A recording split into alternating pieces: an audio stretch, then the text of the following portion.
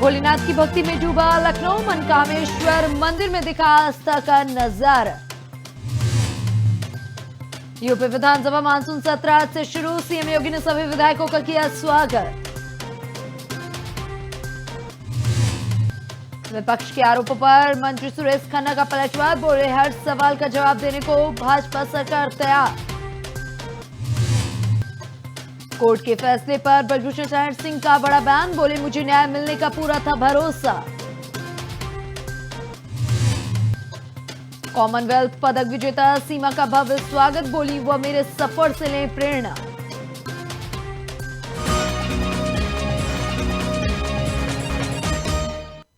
नमस्कार, आप देख रहे हैं इंडिया वॉचर। मैं हूं आपके साथ स्नेहा सिंह। वक्त हो गया 3 बजे की 3 बड़ी खबरों का, तो चलिए शुरुआत करते हैं बड़ी खबरों के साथ। जो अयोध्या में सपा का प्रदर्शन देखने को मिला। बता दें कि समाजवादी पार्टी के कार्यकर्ताओं ने अयोध्या में प्रदर्शन करते हुए भारतीय जनता पार्टी के नेताओं पर सनातन धर्म के अपमान का आरोप लगाया। प्रदर्शन का नेतृत्व सांसद अवधेश प्रसाद के बेटे अजीत प्रसाद ने किया। इस दौरान सपा कार्यकर्ताओं ने सरकार के खिलाफ नारेबाजी भी की और भाजपा नेताओं के कथित बयानों और गतिविधियों पर नाराजगी जताई। प्रदर्शनकारियों का कहना था कि सनातन की आस्था और धार्मिक मूल्यों का सम्मान बनाए रखना सभी की जिम्मेदारी है। सपा नेताओं ने आरोप लगाया कि भाजपा के कुछ नेताओं के आचरण से धार्मिक भावनाएं आहत हुई हैं। हालांकि इस मामले पर भाजपा की ओर से तत्काल कोई आधिकारिक प्रतिक्रिया सामने नहीं आई।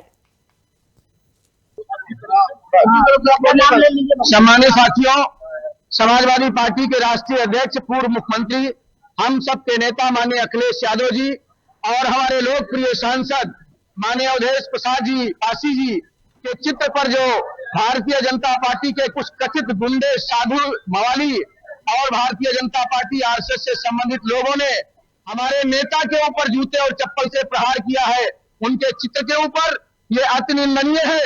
समाजवादी पार्टी आज बहुत शांतिपूर्वक ज्ञापन देके चेतावनी देती है, उन पर एफआईआर करके कार्रवाई की जाए, अन्यथा समाजवादी पार्टी इस अपमान का बदला लेने के लिए सड़कों पर उतरकर अपने बड़े नेताओं से सबसे मिलजुल कर बैठकर, जैसे आज हमारे साथ में आदरणीय आनंद सेन यादव जी है, आज हमारे साथ में आदरणीय अब्बास अली जैदी साहब है, आदरणीय लीलावती कुशवाहा जी है, हमारे प्रत्याशी आदरणीय अजीत प्रसाद जी है, और यहाँ पर हमारे सभी प्रकोष्ठों के नेता भाई बलराम जी है, राम सागर वर्मा जी है, से लेकर चेयरमैन साहब हमारे सब पार्टी के हैं, सारे पदाधिकारी हैं, हमारी पार्टी कमेटी के उपाध्यक्ष, विधानसभा अध्यक्ष, ब्लॉक अध्यक्ष, प्रकोष्ठों के अध्यक्ष, उनके सारे पदाधिकारी हैं। हम सारे लोगों से मिल बैठकर विचार बनाएंगे। यदि अपमान का बदला नहीं हुआ, अगर प्रशासन नहीं चेता, अगर प्रशासन ने कार्रवाई नहीं की, तो निश्चित तौर पर एक बड़ा प्रदर्शन करके हम प्रशासन को बताने का काम करेंगे। जिस तरह से पिताजी का अपमान किया गया, आरोप लगाने क्या आज कार्रवाई? देखिए, विश्वगुरु जो अपने को बनते हैं, जब पतंग में राम जी का चित्र लगा के उड़ा रहे थे, तो क्या सनातन का अपमान नहीं हुआ? जब नितिन नवीन जब लखनऊ की धरती पर पहली बार राष्ट्रीय अध्यक्ष भारतीय जनता पार्टी के बन के आते हैं, तो छोटे से बच्चे को हनुमान जी बना के और उसके दाहिने हाथ में भारतीय जनता पार्टी का झंडा लेकर और उसको नचाते हैं अपनी गाड़ी के सामने, तो क्या सनातन का अपमान नहीं हुआ? अनुराग ठाकुर जो अपने को सांसद बोलते हैं भारतीय जनता पार्टी का, वो जब भगवा पहन के मीट मछली मुर्गा खाता है, तो क्या सनातन का अपमान नहीं हुआ?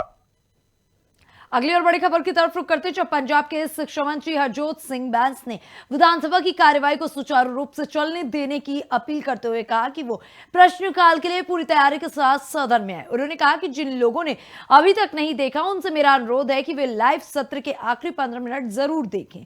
जैसे प्रश्नकाल शुरू हुआ, मैं कुछ बेहद महत्वपूर्ण दस्तावेजों के साथ पूरी तैयारी से सदन में आया था। बैंस ने विपक्ष और सभी सदस्यों से सदन की कार्यवाही बाधित न करने की अपील करते हुए कहा कि उन्हें अपने विभाग से जुड़े सभी सवालों के जवाब देने के लिए पर्याप्त तैयारी करके आनी चाहिए होती है, जैसा कि उन्होंने किया। उन्होंने कहा कि सदन को सुचारू रूप से चलने देना लोकतांत्रिक प्रक्रिया के हित में है। ते जिन्होंने हजे तक नहीं देखा, मेरी बेनती है कि पिछले 15 मिनट का रिप्ले करके विधानसभा का live session, because the live है, जो जरूर देखियो कि प्रश्नकाल की शुरुआत हुई। एक प्रश्न LOP साहब ने चौथे नंबर ते लग्या सी। जो मेरी वारी आई, मेरे महकमे का सीगा, उन्होंने लग्या कि शायद पंजाब दे विच, क्योंकि वो भुलेखे च ही रहंदे ने, वड्डे घरां च रहंदे ने, वड्डियां गड्डियां च रहंदे ने, ते उन्होंने पता ही नहीं है जमीन ते हो की रहा। उन्होंने लग्या कि शायद ਸਰਕਾਰ ਦਾ ਕੋਈ ਕੰਮ ਨਹੀਂ ਹੋਇਆ, ਪਰ ਜਦੋਂ ਹੀ ਉਹਦਾ ਜਵਾਬ ਦਿੱਤਾ ਤੇ ਠੋਕ ਕੇ ਜਵਾਬ ਦਿੱਤਾ ਤਾਂ ਭੱਜ ਗਏ। ਮੈਂ ਬਹੁਤ ਖਤਰਨਾਕ ਕਾਗਜ਼ ਲੈ ਕੇ ਆਇਆ ਅੱਜ, ਐਦਾਂ ਦੇ ਕਾਗਜ਼ ਹੈ ਤੇ ਪੂਰੀ ਤਿਆਰੀ ਨਾਲ ਆਇਆ, ਭੱਜਣ ਨਾ। ਮੇਰੀ ਨਾ ਸਾਰਿਆਂ ਨੂੰ ਭਗੌੜਿਆਂ ਨੂੰ ਬੇਨਤੀ ਹੈ ਕਿ ਆਓ ਹਾਊਸ 'ਚ ਚੱਲੋ। ਆਈ ਐਮ ਫੁੱਲੀ ਪ੍ਰੀਪੇਅਰਡ, ਮੈਂ ਪੂਰੀ ਤਿਆਰੀ ਨਾਲ ਆਇਆ ਤੇ ਕੁਝ ਕਾਗਜ਼ ਹੈ ਜੋ ਪੂਰੇ ਪੰਜਾਬ ਨੂੰ, ਕੁਝ ਆંકੜੇ ਨੇ ਪੂਰੇ ਪੰਜਾਬ ਨੂੰ ਪਤਾ ਲੱਗਣੇ ਚਾਹੀਦੇ। ਭੱਜਣ ਨਾ, ਇਹ ਭਗੌੜੇ ਨੇ। ਹਾਊਸ ਡਿਸਕਸ਼ਨ ਵਾਸਤੇ ਹੈ, ਭੱਜਣ ਨਾ। ਇਸ ਕਰਕੇ ਇਹਨਾਂ ਨੂੰ ਬੇਨਤੀ ਹੈ ਤੁਹਾਡੇ माध्यम राही आओ, अंदर आओ। I am ready for debate, आओ।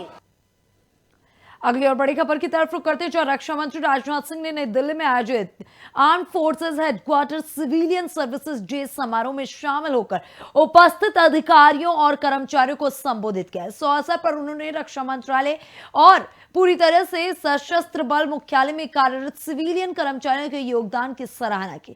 कार्यक्रम में रक्षा सेवाओं को मजबूत बनाने, प्रशासनिक दक्षता बढ़ाने और राष्ट्र निर्माण में सिविलियन कर्मचारियों की महत्वपूर्ण भूमिका पर भी प्रकाश डाला। समारोह में बड़ी संख्या में अधिकारी और कर्मचारी मौजूद रहे। सबसे पहले मैं आप सभी को arm forces headquarter civilian services day की हार्दिक बधाई देता हूं, और मैं आज के सभी अवार्डीज को भी अपनी तरफ से हार्दिक बधाई देता हूं। उनके भविष्य के लिए अपनी हार्दिक शुभकामनाएं भी देता हूं। मैं मानता हूं कि आपको मिला यह सम्मान आपके डेडिकेशन, आपके टैलेंट और आपके हार्ड वर्क को मिला हुआ यह सम्मान है। इसके अलावा आज एक बाई एनुअल मैगजीन संवाद को भी रिलीज किया गया है। साथ ही स्पैरो पोर्टल तथा सीओ ऑफिस के तहत कई और पोर्टल्स की भी लॉन्चिंग आज हुई है। इन सभी इनिशिएटिव्स के लिए मैं आप सबको अपनी तरफ से हार्दिक बधाई देता हूं। साथियों, आज का दिन निश्चित ही हम सबके लिए, मैं मानता हूं, सामान्य दिन नहीं है, बल्कि एक बड़ा दिन है। किसी भी सेना को शक्ति केवल हथियारों और गोले बारूदों से ही नहीं मिलती है, बल्कि उन हजारों अदृश्य हाथों से भी मिलती है। उन हजारों ऐसे अदृश्य लोगों के द्वारा भी मिलती है जो हमेशा उसके पीछे, उसके सपोर्ट में सदैव पूरी लगन के साथ खड़े रहते हैं। Armed forces headquarter civilian services उन्हीं अदृश्य लेकिन निर्णायक शक्तियों में से एक है, ऐसा मैं मानता हूं।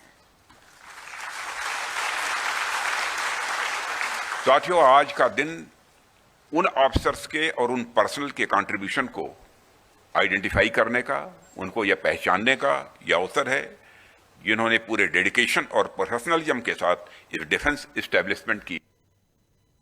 फिलहाल 3 बजे की 3 बड़ी खबरों में बस इतना ही। देश दुनिया की ऐसी तमाम बड़ी और अहम खबरों को देखने के लिए बने रहें इंडिया वॉच के साथ।